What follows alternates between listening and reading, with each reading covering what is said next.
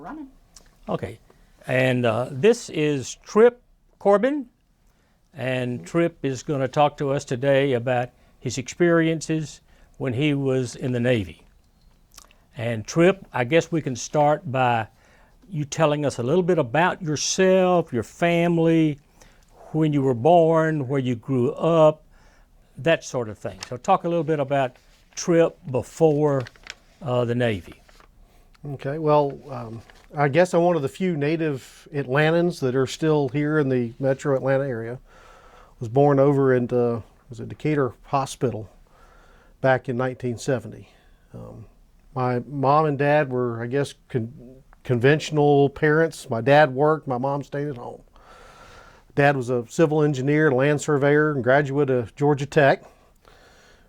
Very proud of that effort. He followed in his dad's footsteps, who was an electrical engineer from Georgia Tech. So pretty much grew up and were raised here in the Atlanta area, went to DeKalb County schools, graduated from Henderson High School, which is now Henderson Middle School. We didn't have middle schools back in DeKalb County when I was going through it.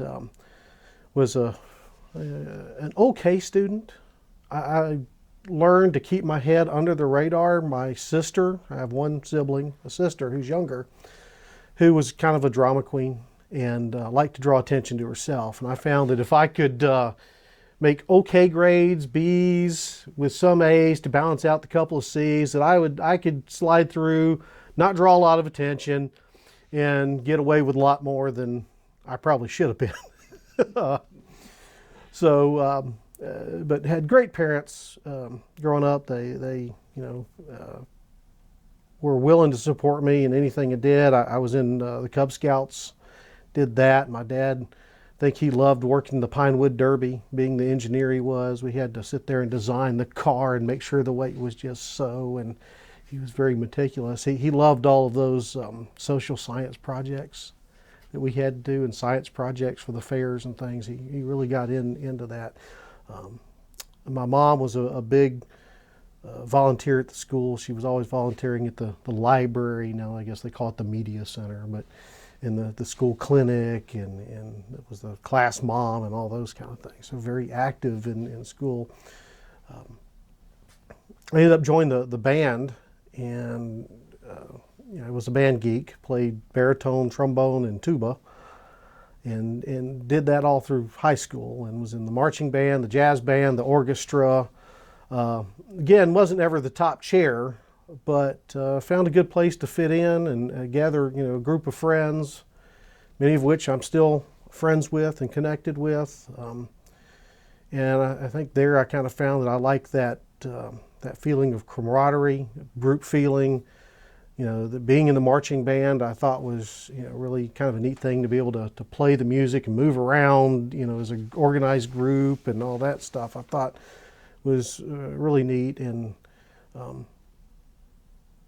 I guess that kind of impacted a lot of my later decisions and helped begin to show me ways to be a leader that I still use. Some of those, how to manage groups and get along with different people and different aspirations and things. And so I graduated there in '88, and from there went into the Navy. How did you decide, or how did you make the decision after you graduated from high school to go into the Navy? I was always a history buff, even as a young kid. I loved going to forts. I loved going to museum ships like the Alabama. And to the point that my history teachers really didn't like me, because I would call them out in class when they were wrong, and then bring books in to prove them that they were wrong. And that didn't sit well. It was the one thing I did that didn't keep the light off me, but I was usually right, so it worked out. But I really loved that, but I think World War II naval history, the Pacific Theater, somehow I got really locked in with that, and just was reading books on it and reading about Pearl Harbor and Guadalcanal and Saratoga Straits and all of those, those big naval battles. And through that, actually developed a love of battleships. It was a time where I could name every U.S. battleship from BB-1 up to BB-64, and even the ones they didn't build, and tell you the armaments they had and the speeds they could achieve and all that stuff. I can't do it now, but I loved battleships. I thought they were just the neatest things in the world, and so I had decided early on that I wanted to be in the military, and I originally had plans to go through and try to get into Annapolis. My family has a long history of military service. My dad was an Army reservist in the Corps of Engineers during the Vietnam era. Luckily, he never got called up to go over there. But my uncle was a Navy officer. My grandfather on my dad's side was a retired Air Force colonel and started out with the Army Air Corps and the Coastal Artillery before transitioning into the Air Corps. My great-grandfather was in the Army during World War I, again, coastal defense. I had a bunch of family members fought in the Civil War on the south side. I actually have my great-great-grandfather's Civil War sword that he carried here at the Battle of Peachtree Creek, where he was shot. That was Briggs Hobson Napier, and he was captain of Company A of the 66th Georgia Regiment. And he was actually shot in the leg, removing, I think it was General Stevens' body, who had been killed in the battle, from the battlefield. And it, had to be amputated, and that's another messy story. But I think that love of Navy history and battleships, combined with the just kind of the family, what we did, we went into the military. It just seemed like the natural progression of how things were supposed to happen. Kind of led me in there, and I always felt that, and no offense to the other branches, but that the Navy was the key branch. That was when there's a problem, the first thing, where's the carrier? Where's the nearest carrier, right? They have to respond. And so I always felt the Navy was the top service. Again, no offense to my fellow Army and Air Force brethren and even the Puddle Pirates and the Coast Guard. But I just felt that the Navy was the best branch. I mean, we had our own Air Force, our own Army, and of course our own ships. So just seemed like the place to go with the first line of defense in the Cold War, right? You had to stop the Soviets coming across with subs and all. So it just seemed like a... Now, did you realize you wanted to join the service or the military before you graduated from Henderson High School? I did. I actually went in the delayed entry program. It was not long after I started dating who's now my current wife that I went in and took the ASVAB test and did really well on it. I don't remember the exact score. I remember the recruiter was like, well, okay, now what job do you want? We'd really like you to go nuke. And I told him, no, I don't want to go in the dark. So what gets me, I wanted on battleship. Reagan had just recommissioned the Iowa class battleships, the New Jersey, the Iowa, the Missouri, and the Wisconsin. And I said, get me on one of those. What would it take to get me on one of those? And so he knew he had me hooked. And my other requirement is I wanted it indoors and air conditioning. And that was about it. So I picked operations specialist, which is a very seagoing rate, and all ships underway have them. So that's what I enlisted for. I had decided that Annapolis sounded like too much work, and I was a typical teenager and didn't like work. And so I decided to enlist. So yeah, I actually entered in when I was 17 in the delayed entry program. Spent a year in that before I actually went active. So, but yeah, I remember going down to MEPS to get entered into, you actually have to enlist when you go through the delayed entry programs. You had to go through, take our oath. And my girlfriend, now wife, we were supposed to leave to go on a vacation that same day. And I remember sitting down there going, oh my God, when is this going to be over? Lord, this, and here I was thinking that the military has got to be this well-oiled machine. It's supposed to be, chung chung chung kind of thing. And of course, my dad had always told me that, son, that's not how the military works. And of course, being 17, my dad didn't know anything. And I told him, Dad, you were in the Army. The Navy's different.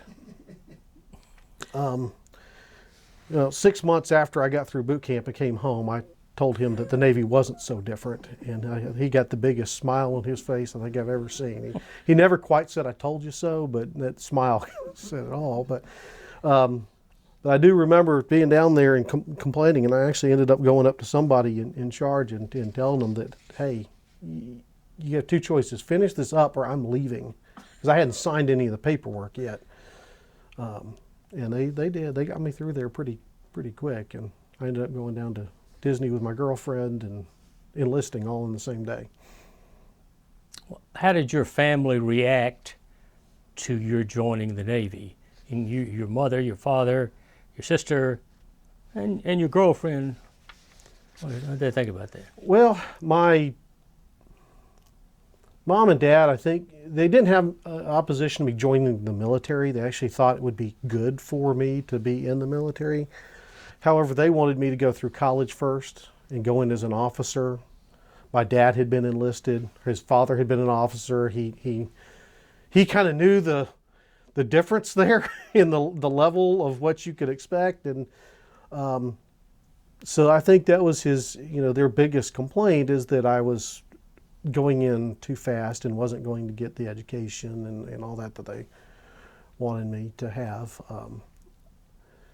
But my sister, she was so focused on her own life at the time. She was a 16, 17-year-old girl, worried about boyfriends and friends. Am I wearing the right clothes and all that? I don't think she really knew what was going on at the time or paying much attention to it. My girlfriend was supportive, but upset about it. I mean, we had been, by the time I went in, we'd been dating for a year and a half. And it had become, for teenager, I mean, obviously we're married now, so it was still pretty serious. But I guess she didn't try to stop me. She just wasn't happy about it, but was, I guess, supportive as she could be. Okay.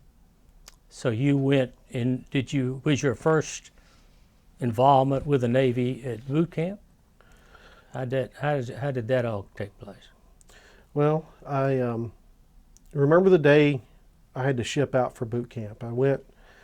My girlfriend and I went to our favorite restaurant, which was called Little Gardens, which over in Gwinnett County, it's now a wedding facility or whatever.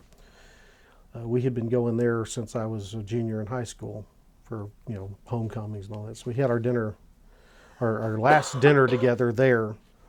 And then her mom drove me to the hotel that was off 85 South out near the airport, where I had to stay and drop me off. And there was a lot of crying and hugging and all that went on. And I remember getting in the hotel room, and I had to share it with a gentleman that was, I say gentleman, I use the term very loosely.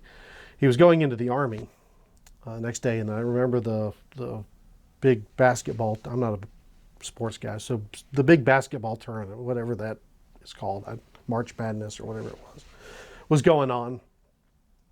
And we got in there, introduced, he was watching. I decided, well, we're gonna have to get up at dark 30 to get on the bus to go to MEPS and then go finish at the boot camp. And about 2 o'clock in the morning, I'm asleep, and I hear somebody pounding on the door, just wham, wham, wham. And I hear, Atlanta police, open the door. And so I get up, I open the door, and they slam me against the wall and go, "Are you so-and-so?" And I went, no, that's him. There. And so they go drag him out of the bed, handcuff him, and he apparently was wanted for breaking and entering, had a warrant out for his arrest. So that was my first introduction to getting into the military, and I was, needless to say, a little bit rattled by that.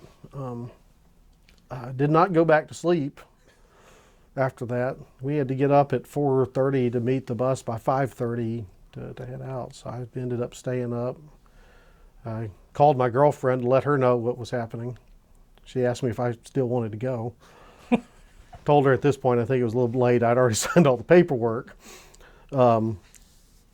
So we did. We got up and went through MEPS, and then, got on the airplane and flew up to Great Lakes.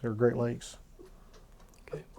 So talk a little bit about boot camp and how that evolved as you decided on your specialties and as you moved forward from there. Well, of course, when I went into late entry, I had a guaranteed A school.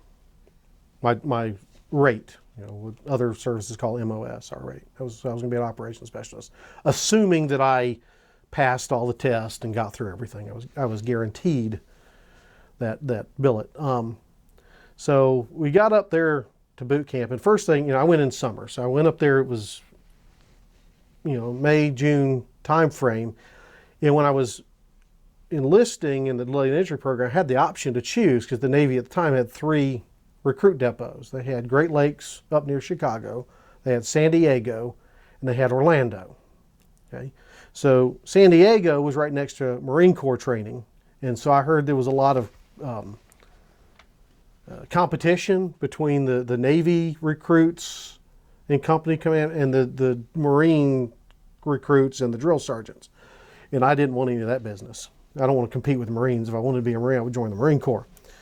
In Orlando, it's in Florida. The weather there is a whole lot like Georgia. And I thought, well, I'm going there in the summer. The last place I want to be running around doing PT stuff is down here. So me being the great southern boy that I was, who had never been north of the Mason-Dixon line but one time, and that was to go pick up a car and drive it back home that my dad had bought, decided I'd go up to the Chicago area for boot camp to avoid the heat and the weather and those things. So we fly up there, get on the bus from O'Hare to drive to Great Lakes. And I don't know, we get 2/3 of the way there, and the bus has to pull over because the axle broke or something. I don't remember exactly what, some mechanical failure in the bus. So we get pulled over there and get stuck on the side of the road for about 2 hours waiting for another bus to show up. It shows up, we get there, we arrive at Great Lakes at, 1 or 2 in the morning. And have to go, of course they rush you off the bus, they're yelling and screaming at you. As it is, go in there. You have to go through, get rid of all your contraband, and they tell you how your life is going to be horrible if they catch you with any sort of contraband. You have to, lock everything up. They take you to go get your hair cut. You have to call home and let them know you've made it. So that was, my parents were really thrilled to get that phone call at 1, 2 o'clock in the morning. And then they hustle you off to temporary berthing. And I think I got 30 minutes worth of sleep when all of a sudden this trash can goes flying down the middle of the bay. Lang, lang, lang. Get up, you scum! What do you think you are? You're in the Navy now! You don't get in, all that stuff going on. So we get up, and that starts boot camp, and turns out to be one of the hottest summers on record in Chicago. It was 96 to 98 plus degrees the entire time I was there. So here's the great southern boy trying to escape the heat, and I just went back up there. I really thought I was still in Atlanta. I thought there was a trick they were playing on me. I wasn't getting up there. But, so we went through boot camp, and I learned quickly that boot camp is a mind game. Its whole job is to convert you from a civilian into somebody in the military. And they want to change, not make you think as an individual, but more on a team. I don't say they completely destroy your individuality, but they do. And I learned that if you can stay under the radar, just like I learned in high school, that you get away with a lot more and you don't get picked on a lot. And so I kind of played that game there in boot camp. I actually got through boot camp pretty easy. I got selected as what they called a divisional yeoman, which is a secretary. So we had, in boot camp, we had you had the company you were assigned to, which had, we probably had 30, 40 guys in the company, and I was in company 167, 23rd Division. And then you selected your leading chief petty officer, the assistant leading chief petty officer, and all these other company officers. And then after they did that, then they selected people to go volunteer for the division. And so I got chosen as the yeoman for division, which basically meant I was glorified secretary. Now, which I thought was interesting because I had no idea how to type. My dad and mom both tried to get me to take typing in high school, and I told them I'm going to be a sailor. I'll never need to know how to type. That's just stupid. Why? And here I am, my first time in the Navy, and I'm being asked to type. So I did. I had to set watch bills for the division, for the quarterdeck watch. I had to march recruits that had gotten in trouble down for extra military instruction, or EIT stuff, which is always fun. Every Monday night it was led by SEALs. They had stationed up there. That was a special treat for those that got in trouble. Folks that just got extra military instruction, that we'd have them do stuff around the division. I was overseeing, making sure they kept the torpedo nice and shiny up in front of the division.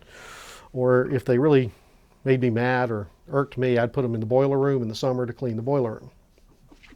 So, but what that did do is I got to keep, we had a thing called a Ricky Pass, a little piece of paper that had your name and all that, who you were assigned to, that if you were out by yourself, you had to have that with you or your life really went downhill fast. So I always had mine with me because I was always having to run paperwork across the base. And so that worked out well because I'd get up at Reveille, make up my bunk, shit, shower, and shave, and as quickly as I could because I wanted to get out of the berthing space before the company commanders showed up. Because if I could get downstairs to my desk, then I was free from the company. And so when they had to get formed up to go march to chow at the mess hall, and they'd have 5 to 10 minutes to eat, then I was done. I could wait, do some paperwork, find out what bay in the chow hall, because obviously with the recruit command, it was a 4-sided building with like 8 bays in it. So I would find out what bay they went to, and then I would go to one on the other side. And I could go in and take my time and eat and have my cup of coffee and have my breakfast and then join the company up later at whatever in class or instruction we had to go through. And so that made boot camp a whole lot easier for me. I got out of a lot of the punishment details where we were marching and somebody forgot to salute somebody, so they all got reamed out and had to go do push-ups on the grinder, which was the paved area, the parking, basically the parking lot, or do sit-ups on the grinder or those kind of things. And so that was that made boot camp. Plus, we got to help the male petty officers, division male petty officers, go through all the incoming mail and look for contraband. Because when we see packages from home, there were only certain things. It couldn't be stored. It had to be homemade. It could be homemade cakes, cookies, brownies, of course, letters, and those kind of things. But Hostess Twinkies and Oreo cookie, none of that stuff was allowed in. So we'd confiscate that. And of course, by confiscating it meant we would stash it in our own private stash. And so that gave us trading power and some other things. And there, plus I could also sneak off with my Ricky Pass and go to the telephones and call home when no one else could. And as long as I didn't get caught. If I got caught, it would have been because I'm not supposed to get caught. But I didn't get caught, thank God. So boot camp was, for me, probably a much easier experience than it was for a lot of folks because I got into that position. I did get in trouble one time. I remember we were processing a recruit out who had failed a PT test. I forget exactly the circumstance, but he was getting sent back or out. We're collecting all his gear, and I had to go up with one of the company commanders and inventory his sea bag, make sure we got everything. And this was a second-class petty officer. He was a fire controlman, if I remember correctly, but going through it, and he was one of these guys that wasn't, he wasn't really harsh compared to some of the, he wasn't, always on yes sir, no sir kind of thing with us, but we had to be that way with him. And I remember going through that, and he's saying something, I go, yep. And he go, what? Yes, sir? No, drop.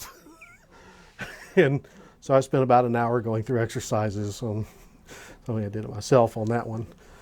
But it was interesting.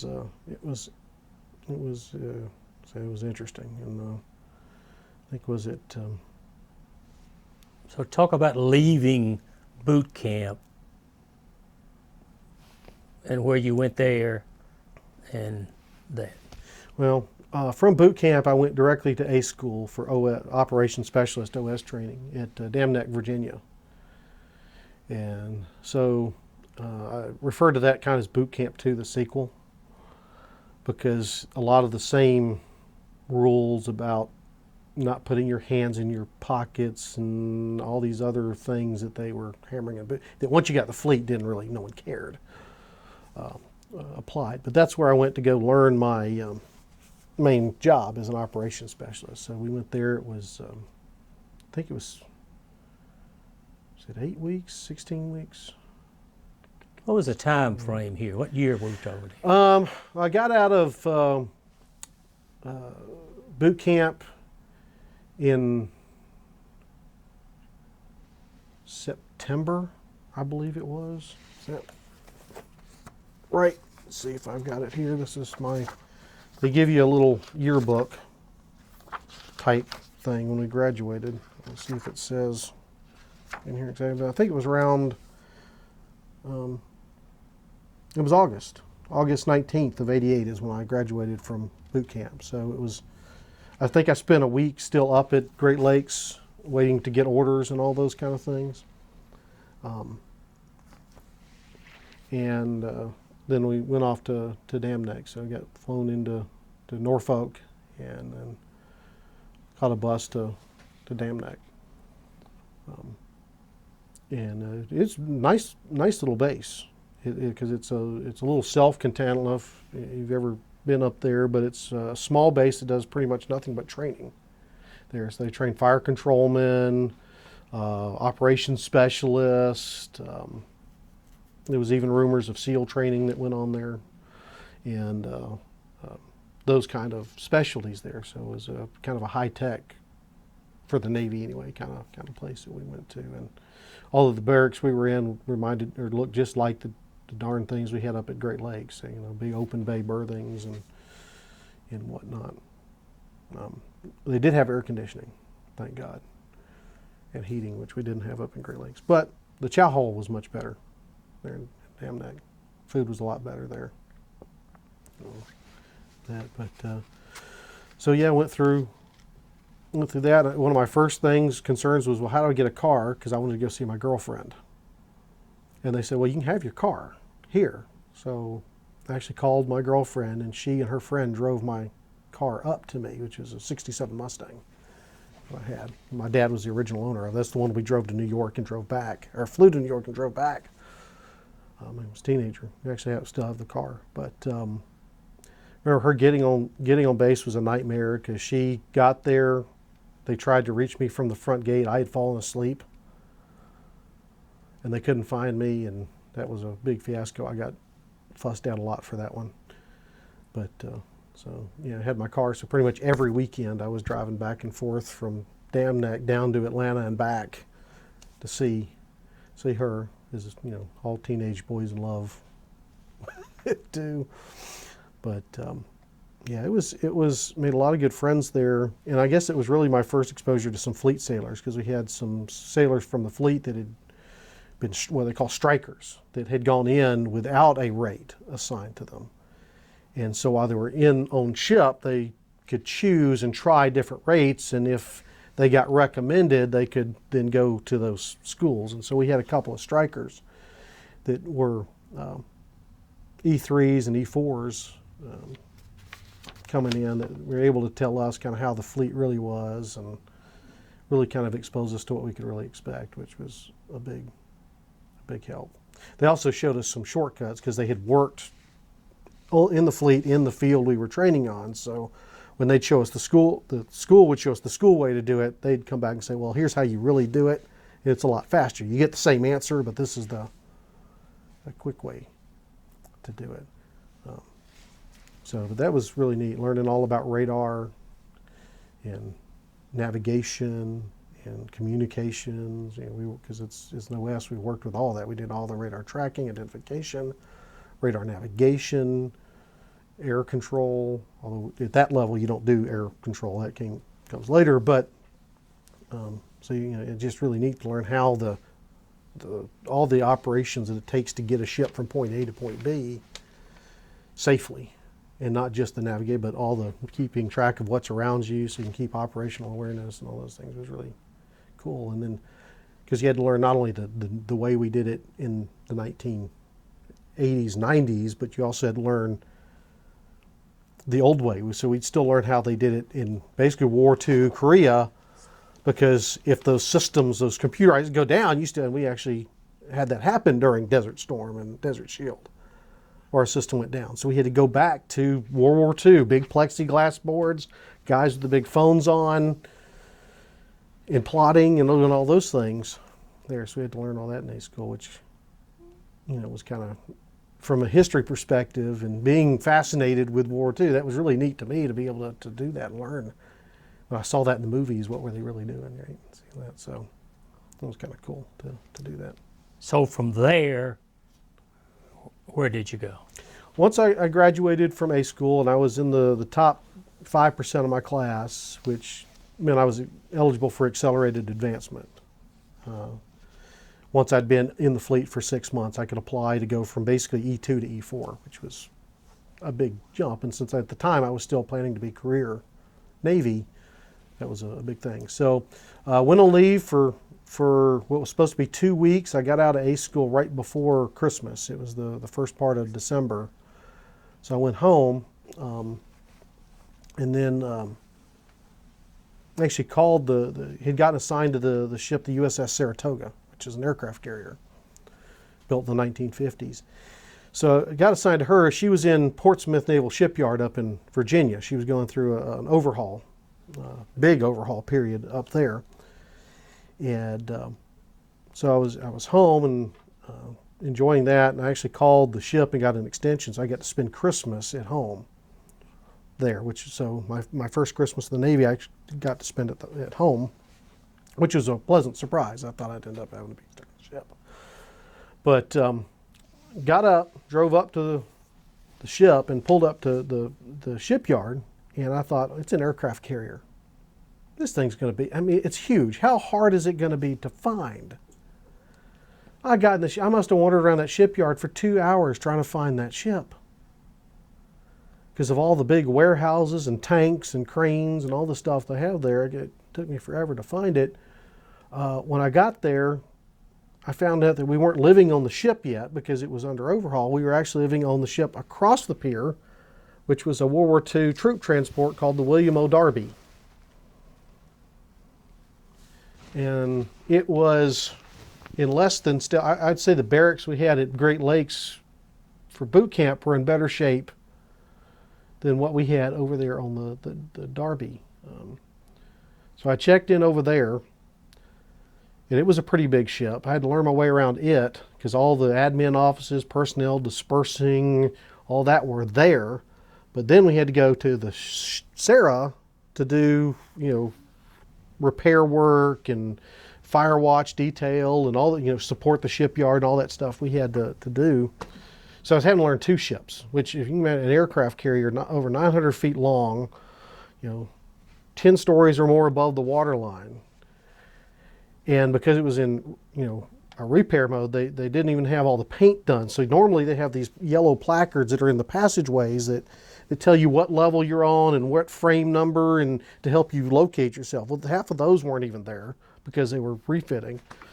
It was a nightmare to try to find my way. Now, the good thing after getting lost is by the time we were all done with that, I knew the ship like the back of my hand, because you just had to figure out where you were and all that. But yeah, that Darby was horrible. You'd find rats and bugs and everything on it. The horror stories they were telling me, the guys that would load in, because the mess decks were also over there, so all the mess facilities were on the Darby too.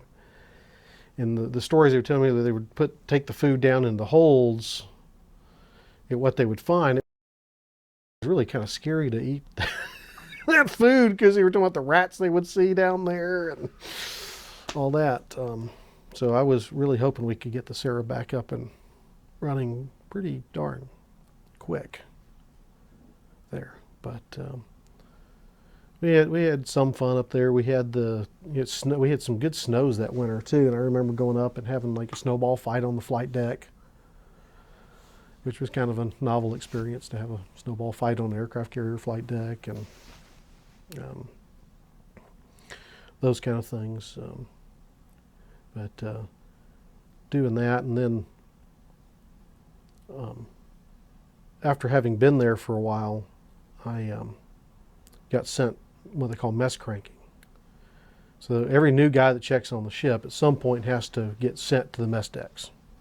It's a rite of passage. It's Navy I don't know. But you end up going to the mess decks. Again, I got lucky, and instead of going to the normal mess decks, I got sent to the wardroom, which is where the officers eat. So that was a little bit better duty because we weren't, having to feed, 2,500 guys. We were only having to feed a couple of hundred officers there. But it did require more formal settings, right? So we had to wear a different uniform. We had to wear what they called salt and peppers. So at that time in the Navy, you had your dungarees, which were your blue jeans that were bell bottom and had 4 back pockets. The 2 on the front, which were backs, and the 2 on the back that were back pockets too, and then the blue shirt. But then you also had what we called Johnny Cashes, which were they were supposed to be navy blue, but they were more black to me.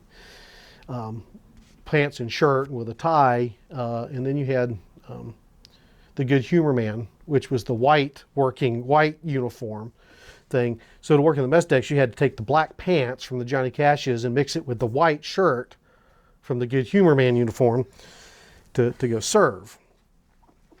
And it had to be pressed just so, because you were serving the officers and all that, and you had to make sure when you actually had to set tables for them, so you had to make sure you had to learn all the place settings, which actually was not too hard. My mom had ensured that I knew that stuff, having grown up in our family, which had come from, we were pretty humble beginnings at the time, but had gone back, during the Civil War and all that period. They had money, and anyway, that kind of trickled down. So we were always, trained how to have formal dinners and how you were supposed to set the table with all the right spoons and forks and all that kind of junk. So that part wasn't too hard. The hardest part was probably making coffee. Those officers drank more coffee than I'd ever seen in my life. I was a partial coffee drinker. My grandmother, when I go stay with my mom's mom, she would always get up in the morning and have her cup of coffee, and she'd fix us coffee as kids. Now, it was more cream and sugar than it was real coffee, but it was still, we thought we drank coffee with grandma. It was cool. But having to make, we were going through pots and pots of the little 10, 12 pot makers, and I'd never made coffee before like that. I'd always, at home we had instant. So that was trying to keep the coffee up to date and to their liking, because, oh Lord, if it wasn't just right, they would complain. And of course, everybody had some liked it stronger than others, and all that kind of stuff. But the reason I bring that up is because when the Sarah got done, we got ready to go for our first underway period after the yards. So we're getting underway for our shakedown cruise. I was still mess cranking down in the wardroom, and I was doing the dinner in mid-rats. Mid-rats is the midnight rations issue, right? So we got underway in the morning, and I was asleep in my rack. And I go to get up to get ready, to get dressed, to go down to do my time down there. And I get up and I start walking funny. I was like, I can't walk straight. What? I felt like I was drunk. I'm sitting there, wobbling all around, all over the place. And I can't figure out what's going on. And as I get dressed, I go down, I start going down through the hangar bay to get down to the wardroom, and I look out and I see water. And I'm like, oh, well, we're underway. No wonder. So it was my first time underway. I had no idea. But the ship, because she was so light, we didn't have aviation fuel, aircraft, weapons, any of that stuff on board. She was rocking and rolling pretty good. And it just blew me away the first time, just walking crooked and all that. But so that was, my first experience getting underway was doing mess cranking, going out. So when did you first know that you would be going to the Middle East? You went to the Middle East on the Saratoga? Yes. Yeah. Yeah. How about talk about that migration? Sure. We had been doing workups for a normal deployment right after we got out of the yard period. We got transitioned back to Mayport, Florida, which is where the Saratoga was homeported. And doing the normal go out for a week, come back in, and doing all that. So we were scheduled to deploy first part of August of 1990 anyway. So that was already on the books. We were already working towards that. We knew that was going to happen. I guess what made it different was just a few days, and I don't remember the exact date that Saddam invaded Kuwait, but it was literally a week or a few days before we were scheduled to deploy anyway, was when that happened. And of course, when that happened, we immediately knew that this wasn't going to be a standard 6-month deployment, that one action had completely changed what we were expected to do. We didn't know how it was going to change it, what that meant for us. Did we have to go to the Persian Gulf, or what we were going to do? We had no idea what that was going to do to our deployment, and that was kind of the, we were all ready for deployment.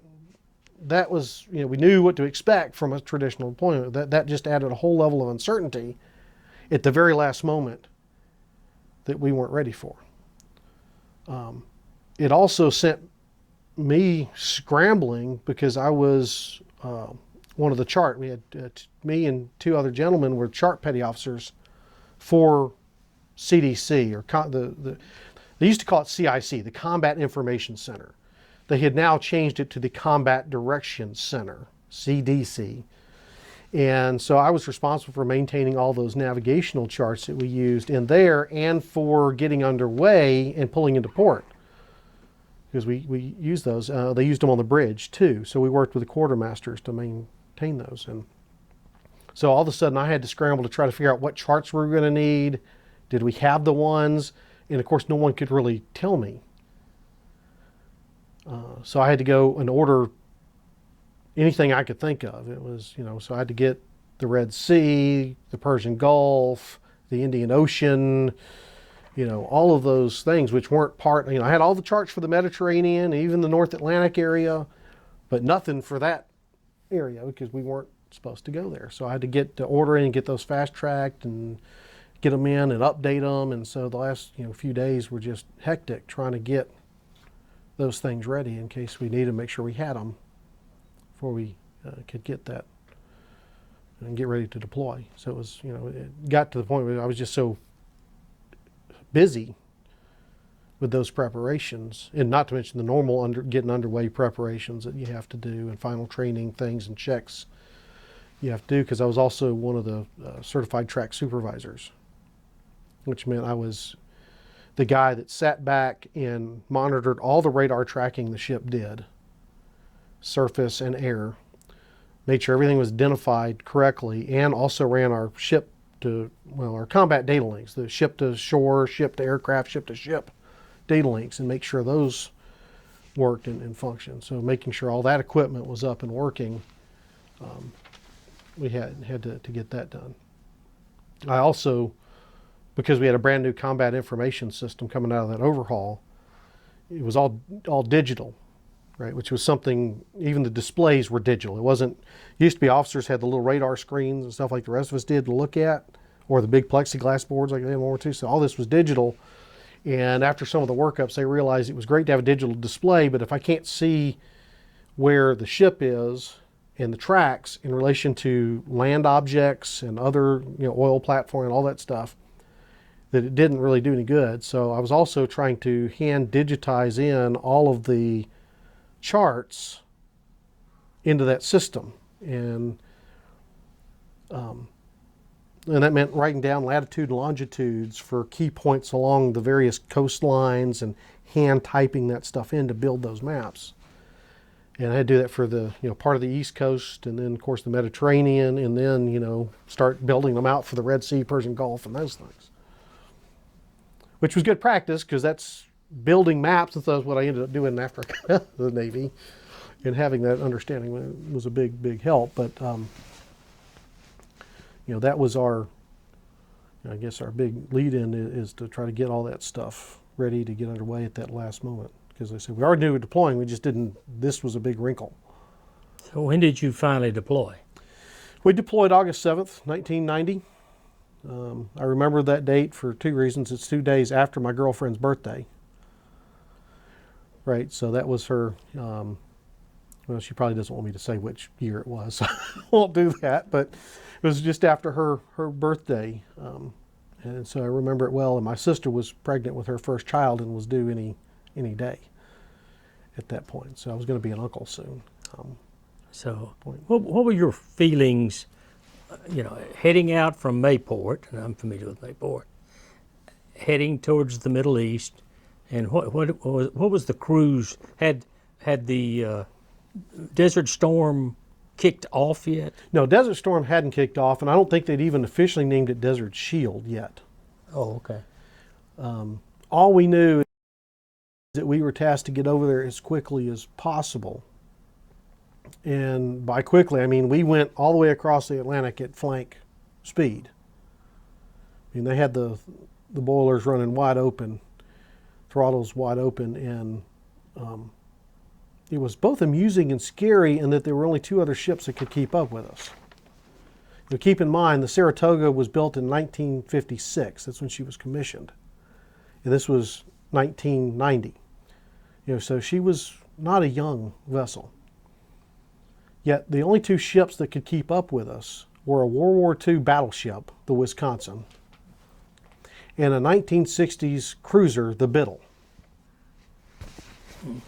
All the new, at the time, Aegis cruisers and Spruance class destroyers and Perry class frigates, we left behind.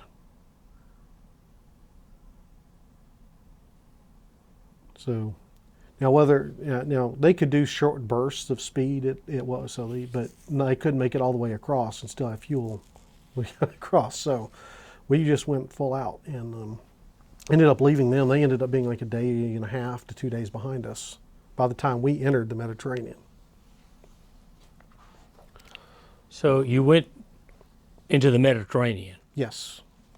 And how did you get over to the Persian Gulf? Well, we didn't end up in the Persian Gulf. Okay. What we ended up in, it was the Red Sea. So we got across, and then they sent us through the Suez Canal into the Red Sea. We ended up doing a record-setting 6 transits of the Suez Canal during our deployment over there. And that was probably the scariest time for us as crewmen on the ship, was because, one, you go through the Suez Canal and there's parts of it that are extremely narrow. I mean, you can literally walk to one side of the flight deck, look over and see land below you. Walk to the other side of the flight deck, look down and see land below you. And that's not good because there's no maneuvering. You can't maneuver in that. And so that was probably the time the ship was at the greatest risk. And we were really concerned that we might get attacked at that point. So we had Marines, because we had a Marine detachment on board. So they were stationed along the catwalks with their M16s and M60s. We had the 50, because we had 50 cal mounts. Those were manned and ready when we transitioned through there. And the Suez mounts, the Gatling guns, were manned and ready just in case something happened on that. So that was our... Did the helos, your plane guard, did helos fly at all during that transition through the... We did have a couple of helos, but all ours were Sea King helicopters. They were... SH-3? Yeah, SH-3 Sea Kings that had no... Let's see if I got some pictures of them in here. This is our cruise book from that cruise in there. So here you go. Here's some, I don't know if you can see any of these. So you can see them manning the 50 cal station up there. We got the Sea Whiz. Where's the Sea Whiz? They're working on it there. And then this is a friend of mine, a shipmate, Gavin Johnson, and he's working down in CDC. That's the same station Trek Supervisor works in down there on that. So, but we had SH3s. May have had, well, and you also see, I just noticed that. See if I can,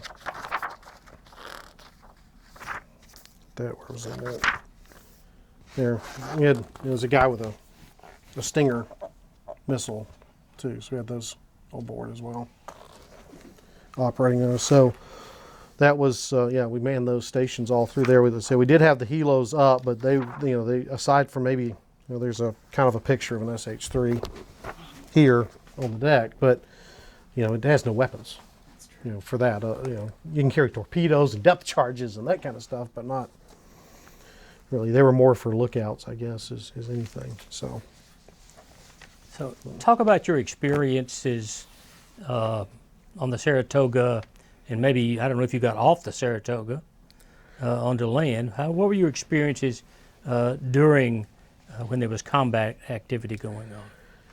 Well, of course, going through the Desert Shield part was pretty laid back, not a whole lot going on. We were flying some air defense missions, but no direct engagements at the time. When we got word that Desert Storm, or the actual start of combat operations, was going to occur, the whole tone of the ship changed. I mean, the anxiety level went up, the excitement level, the alertness, all went up to a level I had not even seen it in any of the training we had done. I mean, just people were on edge. And I wasn't scheduled to be on watch when we first started launching our sorties, but there was no way I was going to miss that. And so I remember being up in CIC when we launched our first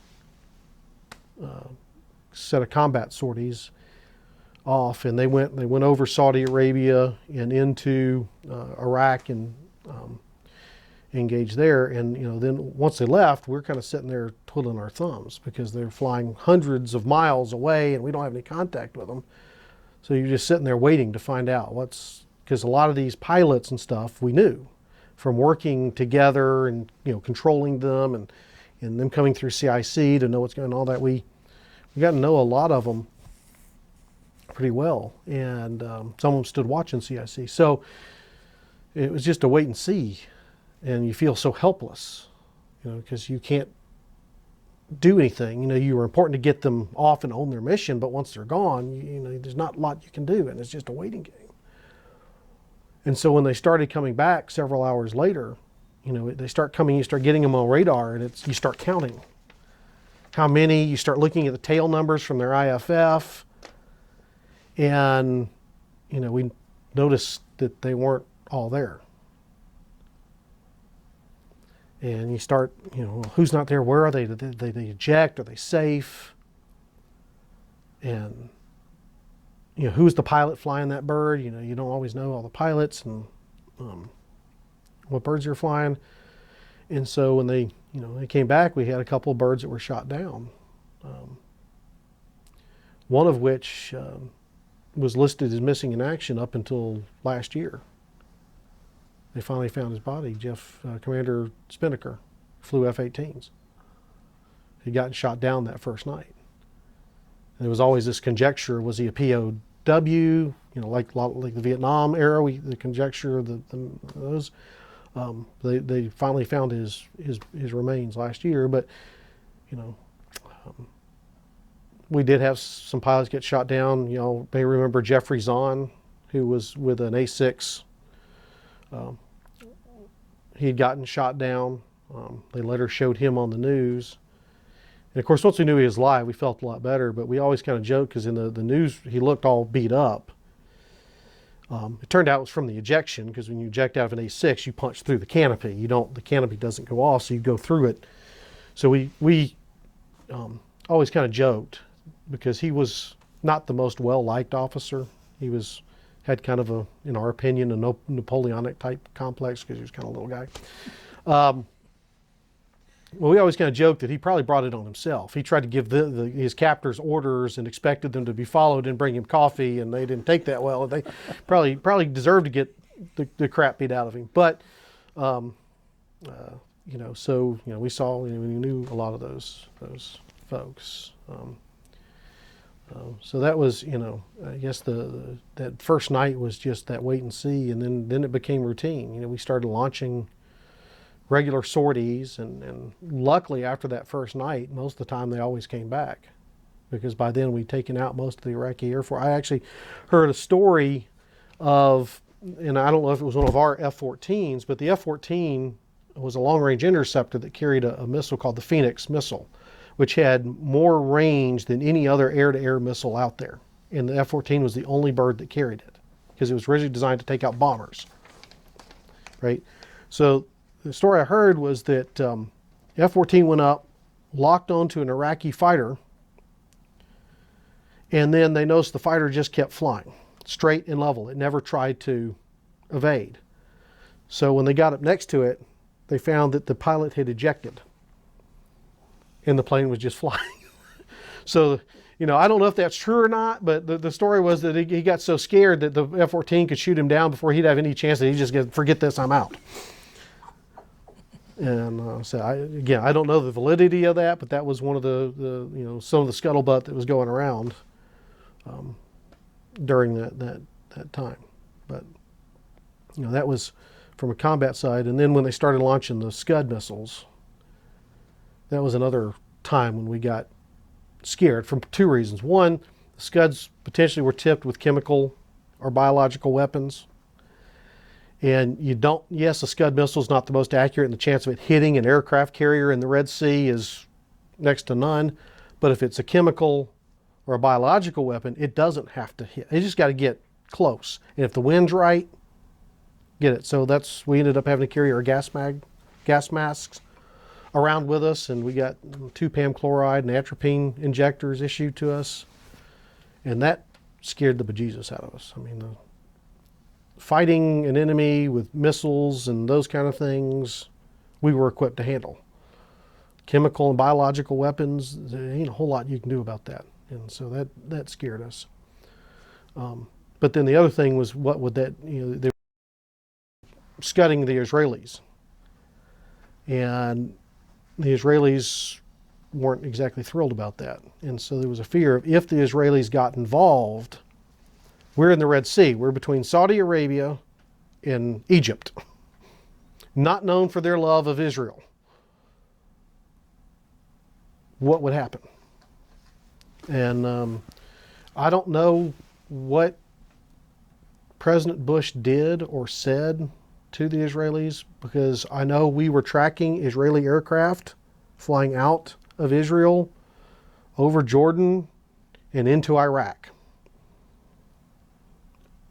And they suddenly turned around and went back.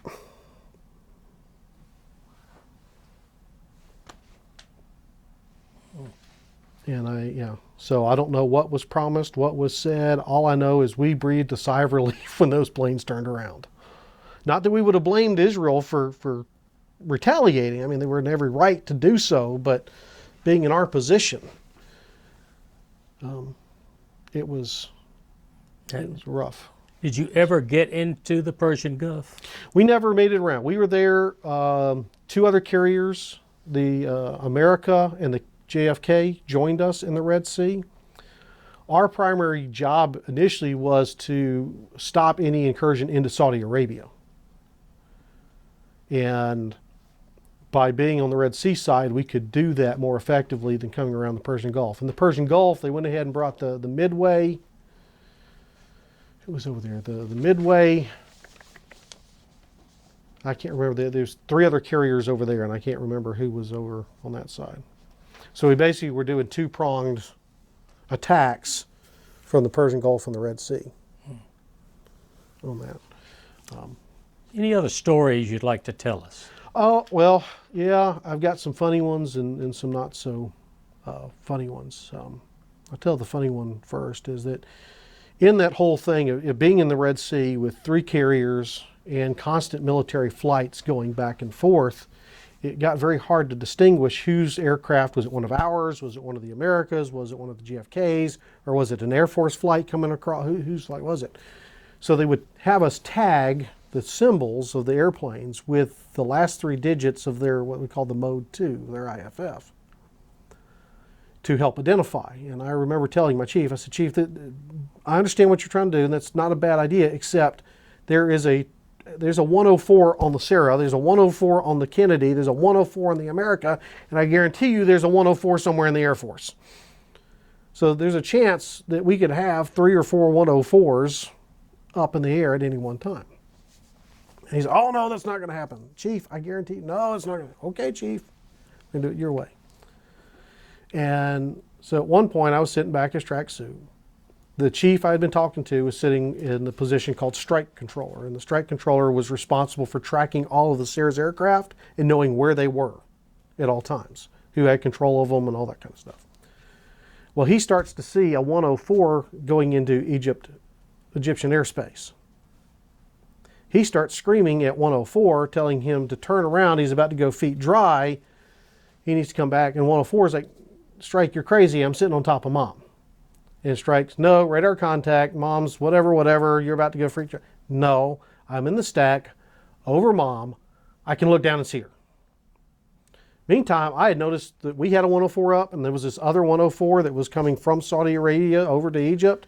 I had told the ship's weapons coordinator, who was in my chain of command at the time, about this and to notify the others. Well, apparently he never notified anybody. So as this is going, I think everything's good. I go out to the head. I come back, and my relief was chewing out my watch team. And I'm like, what's going on? And he tells me, Chief came back here. We made him look like an idiot. And I'd say, oh, no, my guys are not wrong. Simmer down. This is what happened. So I explained the whole situation. And he goes, oh, well, he goes out and tells the chief. He goes out and finds Chief in the division office calming down. And Chief later comes in about an hour after all that with bags of popcorn and hands them out to my watch team. Okay, now this chief was probably 5'9"-ish, not really tall fella, really thin, muscular guy, and he had a really gravelly voice. You'd think he'd been smoking Camel cigarettes all his life. He didn't smoke, but it's what it sounded like. And the funny thing was, like a week earlier, he had banned all eating in combat. And here he was passing out the things. I thought that was kind of funny. Get that. We also had a situation where we were supposed to be on a no-fly day. We were supposed to do a safety stand-down, whatnot. The Kennedy was supposed to be doing air ops. And all of a sudden, I look up at the Platt camera, which is a flight deck camera, and I see people scrambling across the flight deck, just scrambling across the flight deck. And next thing I know, this A7 lands on the deck from the Kennedy. It landed on the wrong aircraft carrier. So in standard naval tradition, because this has been known to happen, and the Kennedy's good, or the Navy, they have the big numbers painted on the deck, plus the Sarah has a history. This goes back to the Saratoga and the Lexington in World War II of having a black stripe on the island. The Sarah is the only carrier that ever has a black stripe on the island. That's how you do it, one of the ways we identify it. So this plane lands. So in standard Navy tradition, they went up and put stickers all over this bird. From every squadron, air wing, every division, covered this thing. It was like it was wallpapered. While they scrambled to find the mechanisms to launch this thing in the settings, because we didn't carry A7s anymore. We had F-18s now, so we had to figure out how to launch this bird. So we got it off, and that was kind of funny. So we had some light times there, but I guess the hardest time for us, you expect combat losses and those things. We got to return to the Mediterranean around Christmas time. So we went, that was one of the other times we went through the Suez Canal. And we pulled into Haifa, Israel, and it was a week before Christmas for Liberty. We were going to be there through the Christmas holiday. So we're anchored out. This carrier was too big in most ports to be able to go pierside. We had to anchor out, and they would pull a barge up to the stern of the carrier. And that became our gangway. And you would board ferries from there to get to shore. So I'm up on duty that night. I'd watch up in CDC. It was a pretty standard thing. Check the anchor, make sure we weren't drifting, help with communications, and nothing out of the ordinary. And I'd just gotten relieved from watch and went down to my berthing space. And it just climbed into my rack when all of a sudden I hear them call away man overboard. And I'm like, we're anchored and there's no man overboard. This is a joke. I'm not getting up. I just got off watch. I'm going to bed. I'm not getting up. A couple of minutes after that, they then called away mass casualties. That got me out of my rack. So I got out, got dressed, and I went up to CDC. And I had found that one of our ferries carrying returning sailors was sinking. And, these ferries, they were double deckers. They would carry 50 or more sailors at a time. And that there were guys trapped, and we were trying to rescue them. So I just stood back to listen because the guy that had relieved me still had the watch. It was Petty Officer Herrera. And I guess I was up there for about 15 minutes. And radio communications are flying between the shore and the ship. And we got a helo in the air. We were on the DRT, the Dead Reckoning Tracer, trying to track where the ship was, where the ferry went down, where the helo was, where the men might be based on currents and how that was going on. When the first casualty got reported.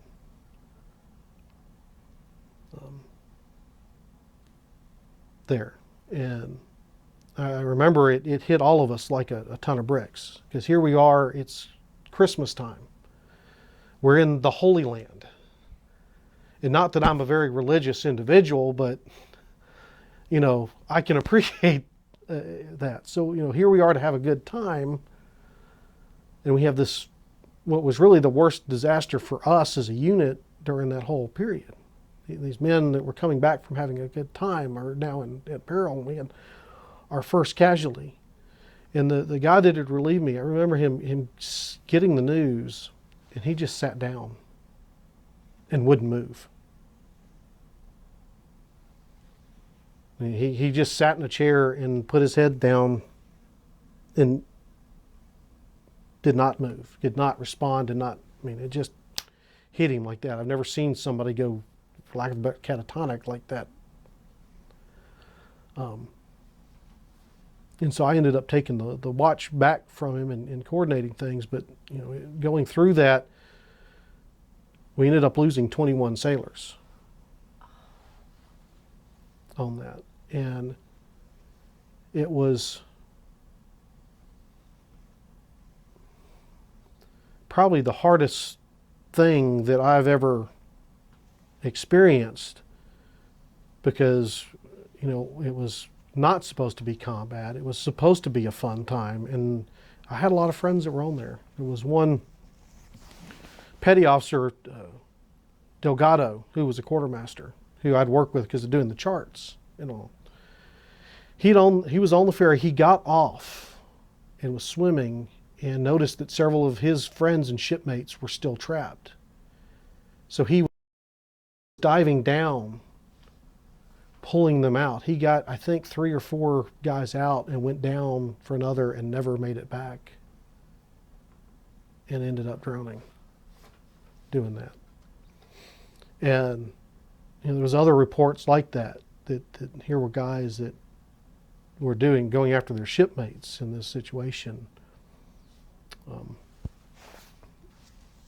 it really, that was one of the hardest experiences I've ever gone through. And it's probably being on a carrier, even during the Cold War and even during Vietnam, when you're a crewman, you really don't expect to be in danger that much because the enemy doesn't have that, or if it's the Cold War, you're going to know what's going on because there's huge, and if you live, you're amazed anyway. But having that happen where 21 of your shipmates just die in what is really a needless accident, it just shook us all up. We had a big, I actually watched, they actually have this on YouTube, and I watched a couple of days ago, and it still chokes me up when I see it.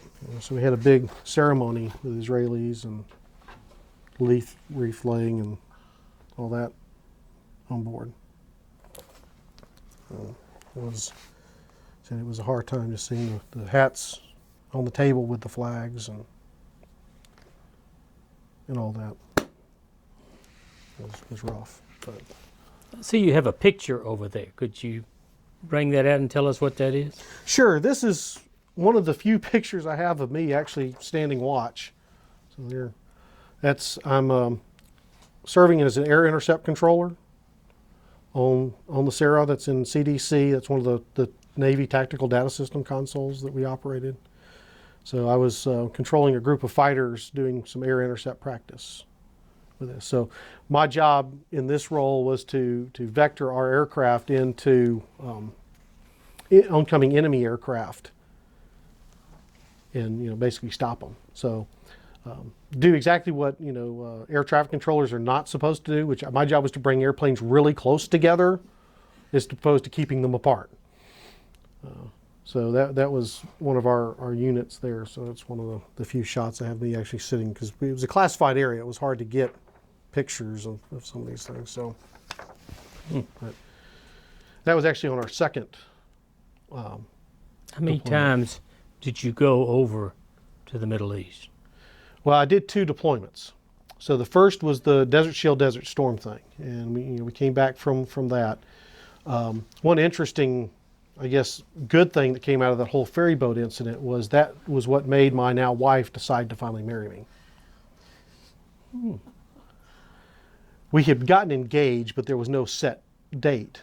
And she was actually thinking about calling it off because of the long distance going on. But then when that accident happened, there was a period of a couple of days there where she didn't know where I was, alive or dead. That'll do it. And that made her realize that she didn't want to be without me. The funny thing with that is the city of Atlanta apparently knew I was getting married before I did.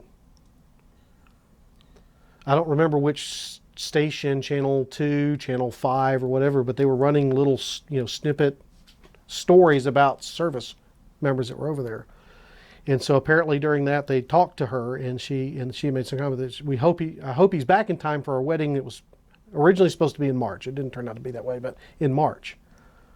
I didn't know we had a wedding in March. So I started getting letters. Remember the Any Sailor, Any Soldier campaigns that were going on? And I made several pen pals as a result of that, because mail is key to morale before the days of internet and all that stuff. But saying congratulations on my upcoming wedding. And I'm like, what are they talking about? And so, so the city of Atlanta knew I was getting married before I did. Well, that was certainly a good thing. It was. I hate what it took to make her make that decision, but I guess you got to find a silver lining in everything.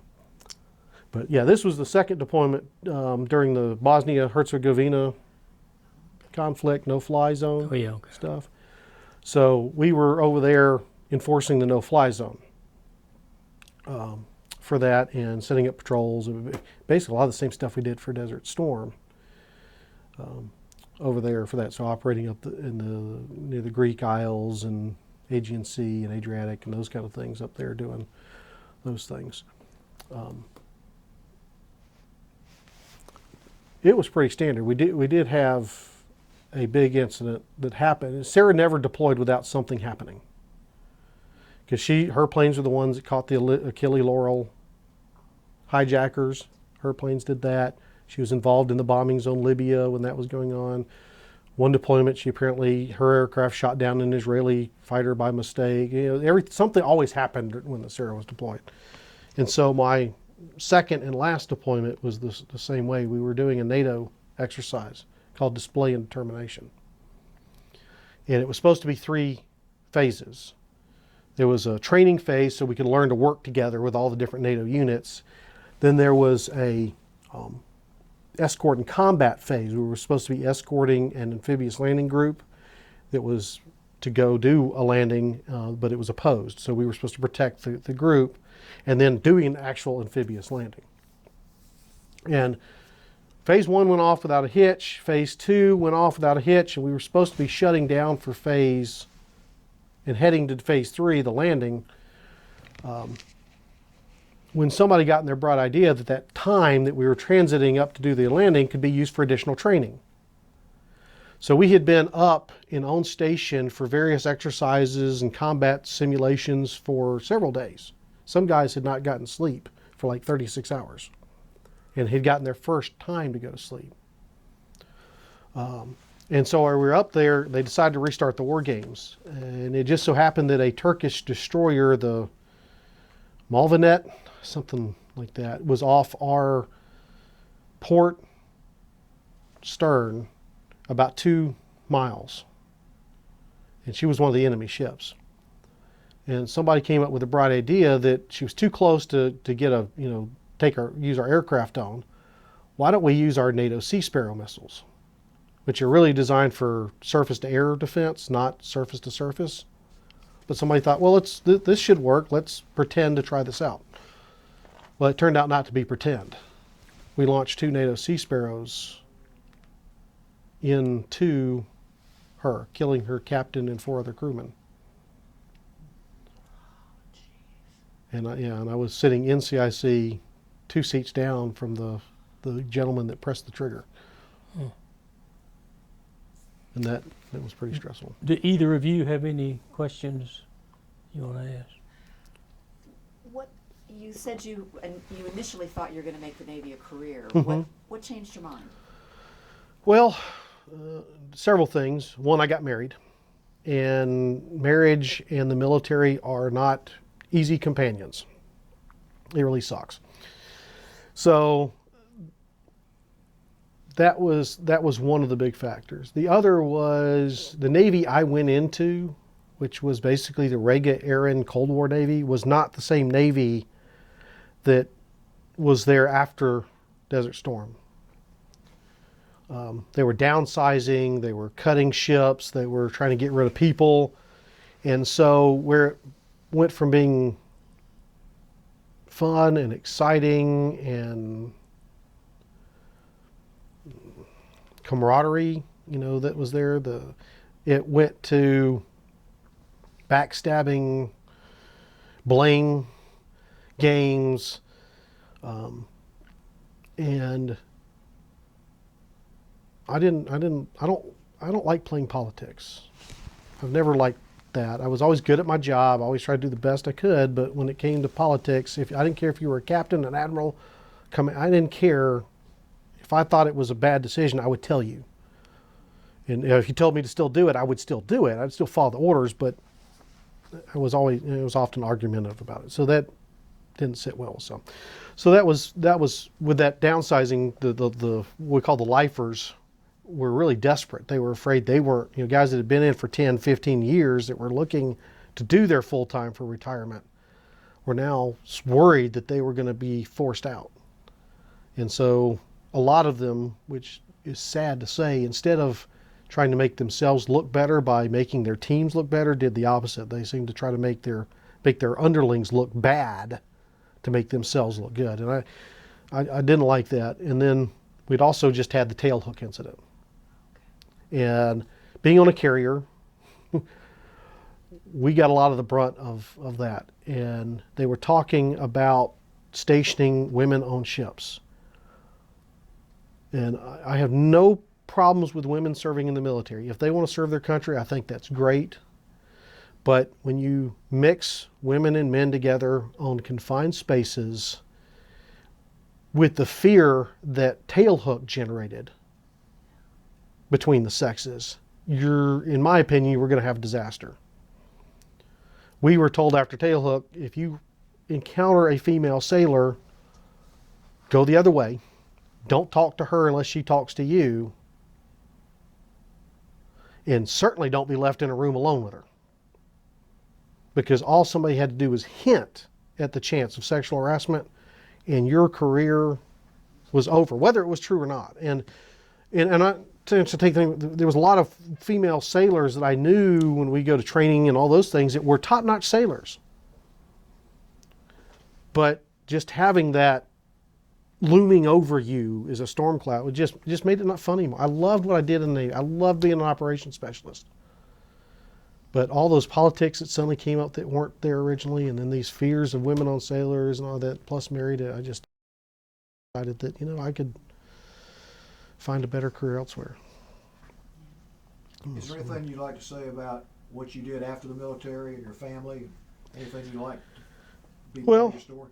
Yeah, I mean, after I got out, I couldn't wait to get off the ship. When I was ready to get out, I was ready to get out. I remember walking down the brow of the ship for the last time, turning to the carrier, flipping it off, telling it to go F off, and thanks but no thanks, and going on my merry way. But I think the Sarah just got moved. She was up in Rhode Island where she was, they were trying to make her a museum. And for any number of reasons, it fell through. And they just started a few weeks ago, just a month ago now, towed her down to Brownsville, Texas to be scrapped. And that had a big, I don't know why, but that has had a big impact on me. And part of the reason I came here to do this was because when I got out of the Navy, I didn't want to have anything to do about it. I was over it. I was done. I wondered why I ever did it. But that reading about and seeing the tugboat crew, one of the gentlemen on the tugs pulling her was a former Sarah sailor too. And so he was taking pictures of her as she was being towed. And to see her on that final journey and made me realize how much impact my time in service had on the rest of my life that I didn't realize before. That I learned leadership skills that now, because I run my own company now, those leadership skills I learned becoming a petty officer in the Navy and running watch teams and managing charts and doing all that gave me what I needed to be able to run, some of the skills I need to run my own company. The charts, maintaining the charts and learning about navigation taught me skills that I ended up using now because I do geographic information systems. Basically, I build digital maps and link them to databases. I didn't know any of that, and the communication skills I learned by talking on the radio and doing those things have helped me dramatically in public speaking when I have to teach classes. I do teach classes and stuff too. And the loyalty I learned and the values I learned have helped make me a better husband, a better man. And like I said, we were coming back from a conference, my wife and I, from New Orleans, and she was driving, and I was just reading on Facebook posts from my fellow former sailors about the Sarah and their wives, and I think I spent that whole hour just bawling like a baby, because here was a part of my life that I didn't value at the time that suddenly I realized had such a big impact, and it was getting cut up for scrap, and that hurt. And I'm starting to cry now just thinking about it because I didn't realize how much that ship and that time really meant to me. And it just, as I said, you don't, when you're doing it, you don't realize that, how much that's going to impact your life 20 years later, 30 years later. And it has great impact. I wouldn't be who I am and doing what I was today without that. And just having that realization was a big shock. So. Yeah. It's a powerful story. Thank you. Well, thank you.